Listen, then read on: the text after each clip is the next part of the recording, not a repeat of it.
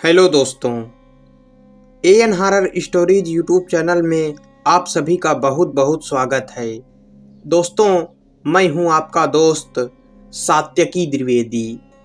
तो दोस्तों, आज की भूतिया कहानी सुनने के लिए आप लोग तैयार हो जाइए। तो बढ़ते हैं आज की भूतिया कहानी की ओर।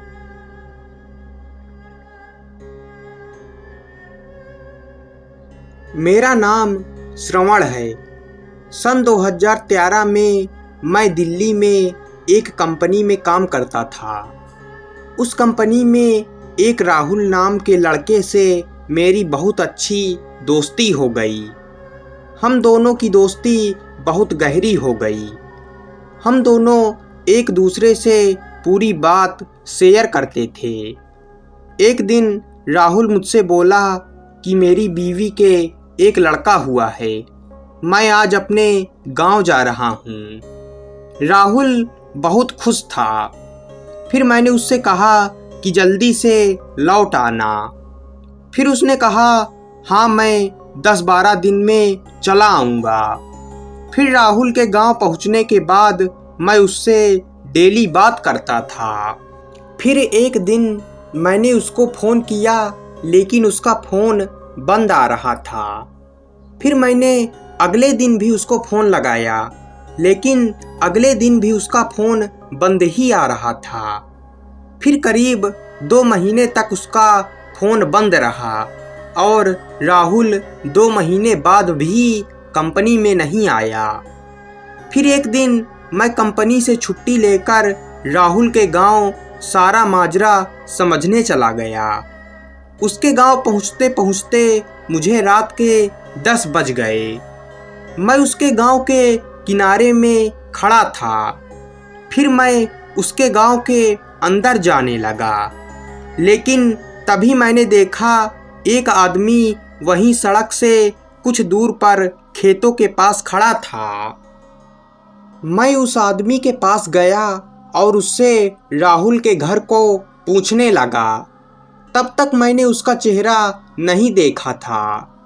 फिर जब मैंने उसका चेहरा ध्यान से देखा तो मेरे तो होश उड़ गए। मैंने देखा वो कोई और आदमी नहीं बल्कि राहुल ही था।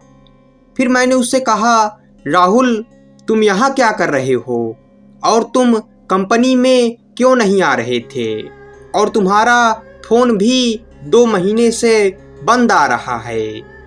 तो उसने कहा, हाँ यार श्रवण, कुछ ऐसी बात हो गई जिसके कारण मैं कंपनी में नहीं आ सका और तुम्हें फ़ोन भी नहीं लगा सका।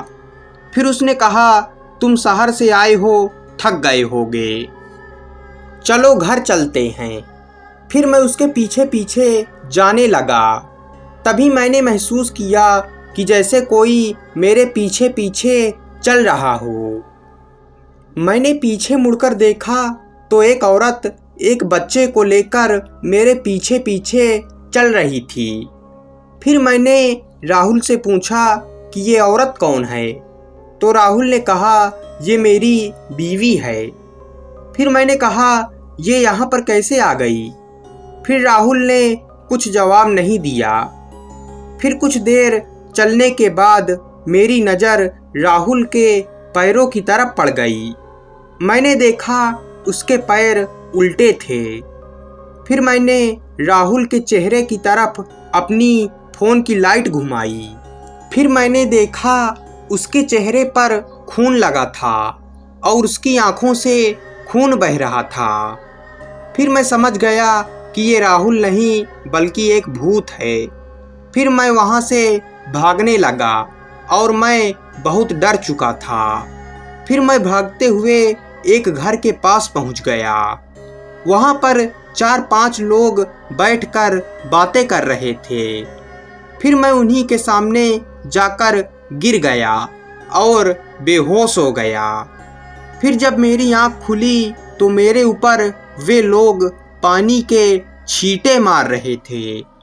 फिर मैं होश में आ गया और उनको सारी बात बताई। फिर उन लोगों ने मुझे जो बताया उसे सुनकर मेरे होश उड़ गए। उन्होंने बताया कि 2 महीने पहले राहुल के बच्चे की रात को तबीयत खराब हो गई थी, इसलिए राहुल रात को अपने बीवी के साथ बगल के गांव में अपने बच्चे का इलाज कराने जा रहा था। उस गांव में एक डॉक्टर रहता है, लेकिन जब राहुल खेतों के रास्ते से जा रहा था तभी उसके और उसकी बीवी के ऊपर बिजली की तार गिर गई और उन तीनों की वहीं पर मौत हो गई। तब से उन तीनों की आत्मा वहीं पर भटकती है। फिर मैं उस रात उसी गांव में रुका और अगले दिन दिल्ली आ गया। राहुल की मौत के कारण मुझे बहुत दुख हुआ और मैं कई दिनों तक रोता रहा, क्योंकि राहुल मेरा बहुत ही अच्छा दोस्त था। आज भी मुझे कभी कभी राहुल की याद आ जाती है।